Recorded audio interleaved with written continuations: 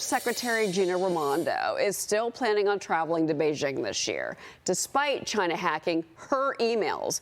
President Biden refuses to comment on the Chinese cyber threat. Watch this. Can you tell us about the hacking of cabinet officials by China and the threshold of concern you have about that, sir? Ready? Yes. How we get these guys now? Joining me now is Gatestone Institute senior fellow and the author of The Coming Collapse of China and the Great U.S.-China Tech War, Gordon Chang. Gordon, good morning. So President Biden doesn't seem interested in talking about Chinese hackers. Why is that? I think it's because he believes that we must maintain communication links with China. And if we actually raise these issues with Beijing, I think he's worried that Beijing will once again cut off lines of communication. Now, I think communication with China is overrated.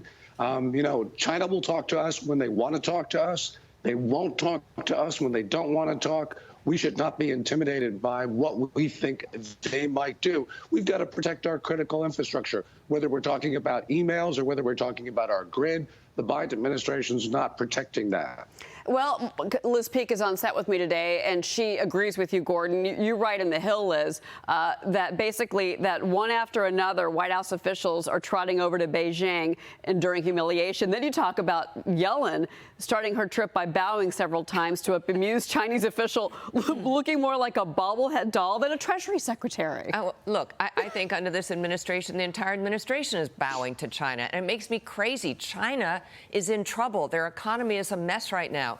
Gordon, I mean, what is so infuriating is that on top of all this, we're going to be sending Gina Raimondo over there. The only thing we want, or that the White House wants from China, is support for their Green New Deal. That is the big issue, and climate change. And we don't even get that. John Kerry went over there 4 days of meetings, and they resolved absolutely nothing, as did Antony Blinken, as did Secretary Yellen. I think that Xi is absolutely determined to humiliate Joe Biden at every possible turn. I don't know why Joe Biden puts up with it. Well, I do, but let's suppose we'll stick with that. Let's suppose it's still an uncertain situation. But really, it's incredible to me. What are your thoughts about that? Yeah, Xi Jinping's form of diplomacy these days is to intimidate everybody else into submission. And I think that he's doing that because he realizes how many problems he has at home. And as you point out, Liz, his economy is in a disastrous state. The numbers from June were truly, truly grim, and they're only going to get worse for a lot of reasons, and he can't reverse that. So Xi Jinping's only alternative is to get everyone to do what he wants or go to war. And so we're at a point where we don't have this sense of urgency because right now this situation is serious. Gordon, former President Trump joined Maria on Sunday Morning Futures, and he warned President Biden's recent slip about U.S. ammunition levels with regards to, the Ukraine, our support for Ukraine, could embolden our enemies like China. I want you to watch this and react. We have a man that yesterday stood up and told the whole world that we have no ammunition. Do you know, I had every ammunition building full to the brim 3 years ago. We've given it all away. But if you gave it all away, it's terrible. The only thing worse than that is to tell the world that we have no. He has told China and these other places that are hostile that we have no ammunition. By the way, you talk about classified documents. That's worse than any document that you could give. So now these people are sitting back in China and other places that hate us, including North Korea. They're talking about the United States of America has no ammunition. Think of it. How stupid can somebody be to say that? Gordon, your reaction? Well, the readiness problems in the military go back to the Obama administration. But there's only one president who can do something about it, and that's the current one. And he's not. He doesn't have a sense of urgency, which means that the Pentagon doesn't have a sense of urgency, and China does. The thing about China is that it's fast making preparations for war.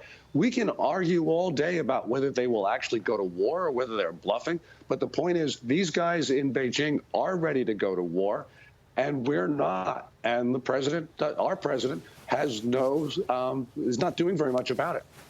Well, they've sent nearly 40 warplanes and 7 battleships towards Taiwan. That just happened over the weekend.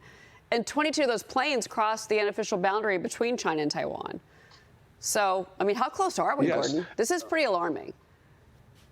It is alarming. The one thing about China right now, its posture towards Taiwan is geared to the January 2024 presidential election. And so, I don't think that they'll go to war in the next several months. But the point is, you could have an accident with so many planes in the air and with so many Chinese vessels circulating around Taiwan that you could have a conflict well before that presidential election. The real issue here, Cheryl, will be whether the United States allows William Lai, the vice president of Taiwan, to transit through the United States on his way to Paraguay next month. China's doing everything possible to prevent that visit, and we will see a lot about what the Biden administration's posture towards Taiwan will be, whether they allow that visit or not, and how much activity Lai will be permitted in the U.S. if they do allow the visit. Yeah, it's a real tinderbox at this point, to your point, Gordon. Thank you for being here this morning, Gordon Chang. Appreciate it.